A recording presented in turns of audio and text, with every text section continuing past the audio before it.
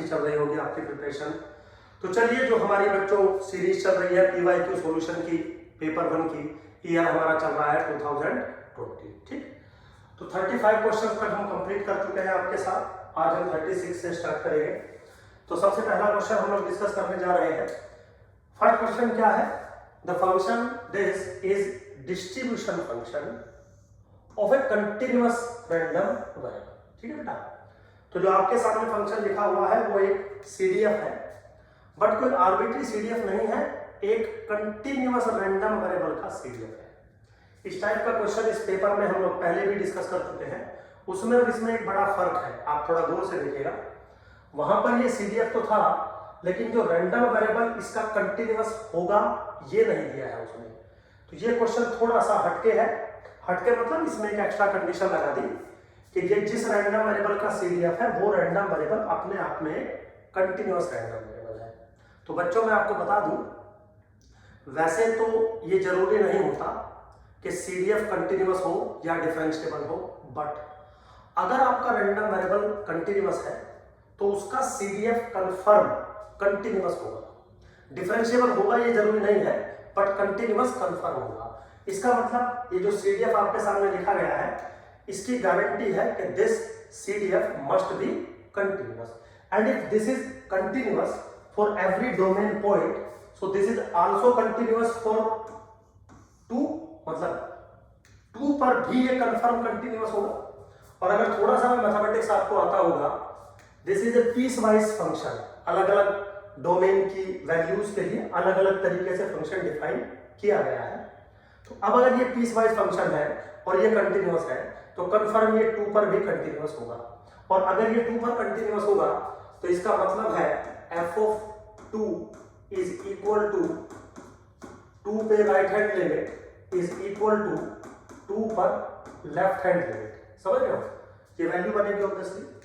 तो 2 पे अगर हम इसकी वैल्यू देखें तो 2 पे इसकी वैल्यू बनेगी 1 minus alpha into 2 plus 3 alpha minus के 2 इज इक्वल टू, अब 2 पे अगर आप लेफ्ट हैंड लिमिट देखेंगे तो यहां पे वैल्यू जाएगी, वो किसके बराबर होगी?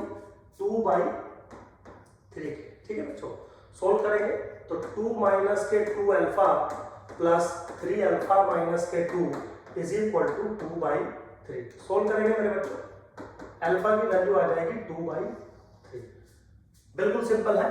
लेकिन अगर आपको ये नहीं पता है कि ये एक कंटिन्यूअस रैंडम वेरिएबल का CDF है तो ये कंटिन्यूअस होगा, तो क्वेश्चन होना बहुत मुश्किल है। पिछले वाले क्वेश्चन से अगर आप इसका कंपैरिजन करोगे तो उसमें अल्फा की रेंज आई थी 1/2 से लेके 1 तक। वो इसलिए आई थी क्योंकि वहां पर हम CDF को कंटिन्यूअस नहीं मान सकते थे, अदरवाइज क्वेश्चन बिल्कुल सेम है। चलिए क्या, कोई बात नहीं है। इसका जो ऑप्शन है, option number D is the correct option. बहुत आसान क्वेश्चन था, बस थोड़ा सा मैथमेटिक्स आपको पता होना चाहिए और स्टैटिस्टिक्स का प्रॉपर्टी पता होना चाहिए। चलिए बच्चों, क्वेश्चन नंबर 37 अब हम लोग डिस्कस करेंगे। क्या है question? The function f of xy defined as alpha if xy are positive and x plus y is less than 1 if x and y are positive but x plus y is greater than equal to 1, 0 otherwise, is the CDF of a joint random variable x, y। वो कह रहा है कि ये जो 2 dimensional function आपके सामने लिखा हुआ है दिस, ये CDF है bivariate random variable x, y का। वो कह रहा है कि आपको अल्फा की वैल्यू बतानी है such that this is becoming CDF। तो कुछ ऑप्शंस दिए हुए हैं, चलिए बात करते हैं। तो सबसे पहले मेरे बच्चों एक बात आपको बता दूं, अगर जॉइंट CDF दिया गया है x और y का, तो उससे हम मार्जिनल CDF निकाल सकते हैं x का। तो अगर मैं यहाँ पर मार्जिनल CDF डिफाइन करूं f of x, so according to rule, इतना आपको शायद पता होगा, this is limit y tends to infinity f of x, y। ये बिल्कुल कोई भी टीचर आपको पढ़ाएगा तो इतनी बेसिक चीजें आपको कंफर्म डिफाइन वो करके देगा।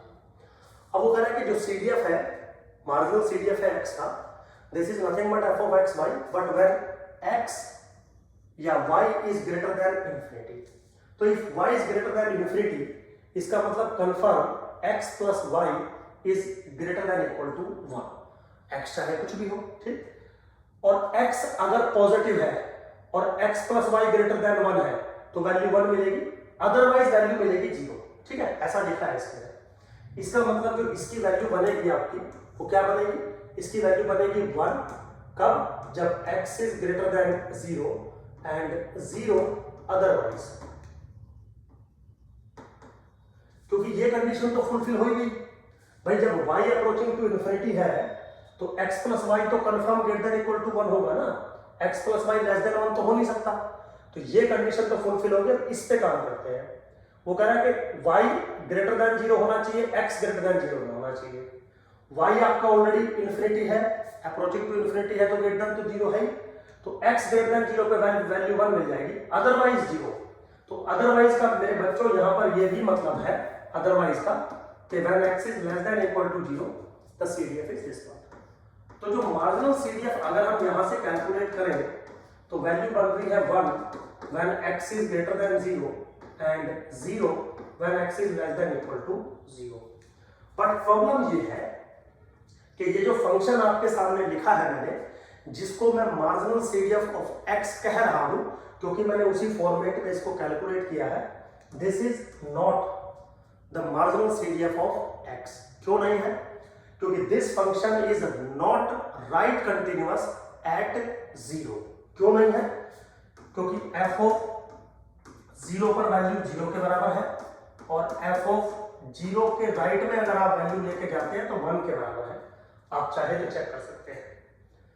जबकि CDF का ये प्रॉपर्टी है कि दुनिया का कोई भी रैंडम वेरिएबल हो, CDF is always right continuous.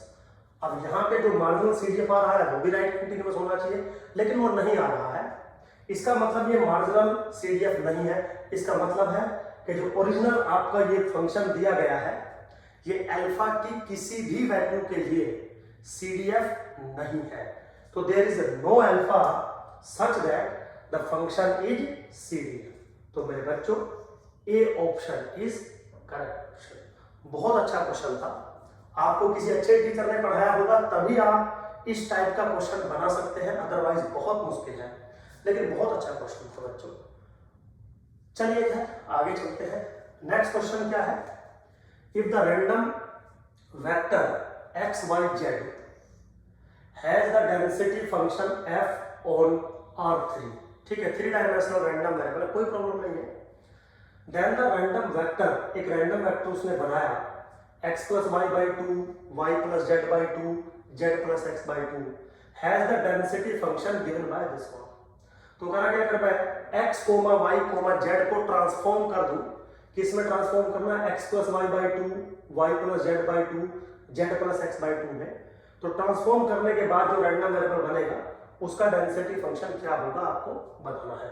मेरे बच्चों ये बहुत आसान क्वेश्चन है, ऐसे क्वेश्चन आपने बहुत बार किए होंगे। This is the transformation of 3 dimensional random variable, और मेथड का नाम भी आपको पता है, जैकोबियन थ्योरी से हम इसको सॉल्व करते हैं। तो हम क्या कर मान लेते हैं, let u is equal to x plus y by 2। इसका मतलब x plus y is equal to 2u। v is equal to मान लेते हैं y प्लस जेड बाई 2। इसका मतलब y plus z is equal to 2v। ठीक है, w मान लेते हैं हम z प्लस एक्स बाई 2। इसका मतलब z plus x is equal to 2w। बिल्कुल सिंपल है, कोई ऐसा जो है रॉकेट साइंस नहीं है। अब तीनों को अगर मैं साइमल्टेनियसली सोल्व करूं मेरे बच्चों, तो मेरी x की वैल्यू आ जाएगी, मेरी x की वैल्यू आ जाएगी u माइनस वी प्लस के w।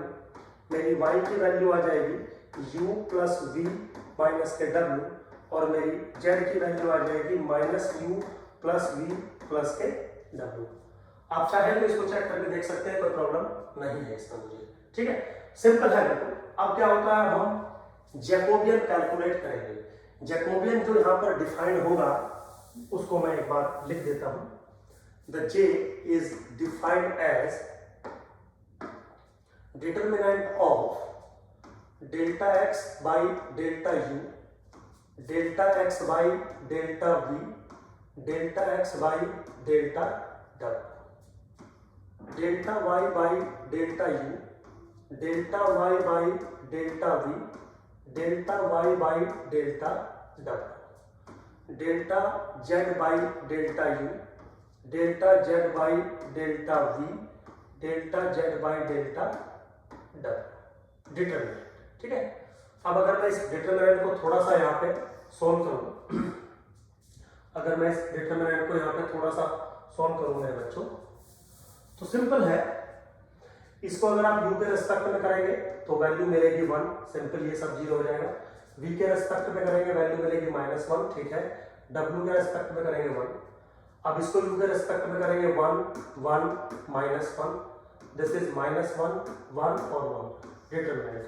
बच्चों जब आप इस डिटरमिनेंट को सोल्व करेंगे, सोल्व करके देख लीजिएगा, वैल्यू आ जाएगी 4। कोई प्रॉब्लम नहीं है, सिंपल है बिल्कुल, कोई ऐसा रॉकेट साइंस नहीं है।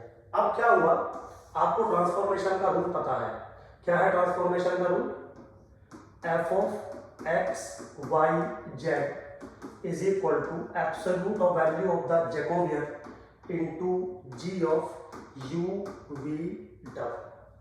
ये रूल है, इसमें मैं कुछ नहीं कह रहा हूं, बहुत ही सिंपल सा एक रूल जो है हमने बनाया है।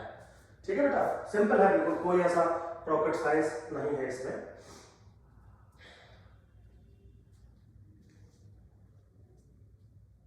एक छोटा सा हमने मिस्टेक कर दी इसमें, बिल्कुल सिंपल है। इसमें जो जैकोबियन है वो 1 डिटरमिनेंट ऑफ ये वैल्यू 1 ले जाएगी। अब फॉर्मूले में क्योंकि हम डालेंगे नहीं तो रिवर्स हो जाएगा। ठीक है ना, अगर आप इसको थोड़ा सा सिंप्लीफाई करेंगे तो g of u v w is equal to 4 times f of x y z।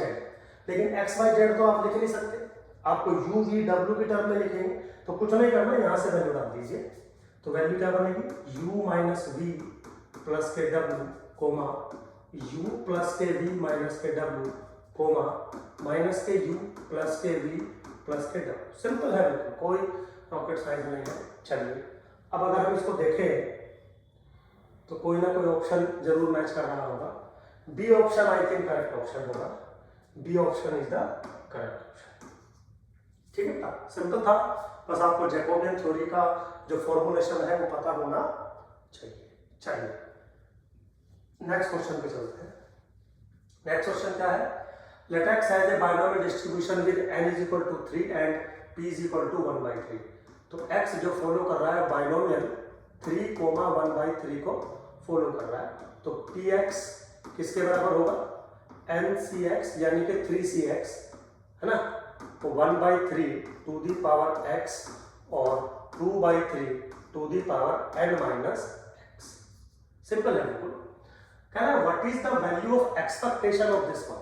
बच्चों इसको आप बहुत सारे तरीके से कर सकते हैं, मैं ये नहीं कह रहा कि जिस तरीके से मैं कह रहा हूँ वही तरीका दी बेस्ट है, ऐसा नहीं है, आप बहुत सारे तरीके से कर सकते हैं, लेकिन मैं हमेशा इस टाइप के क्वेश्चंस को डायरेक्ट करने की कोशिश करता हूँ, क्योंकि जो फॉर्मुलेशन है, जो ट्रिक है, वो यहाँ पर एप्लीकेबल नहीं होती। तो मैं कैसे कैलकुलेट करना पसंद करता हूँ कि भाई मुझे एक्सपेक्टेशन चाहिए x अपॉन x प्लस 1 की।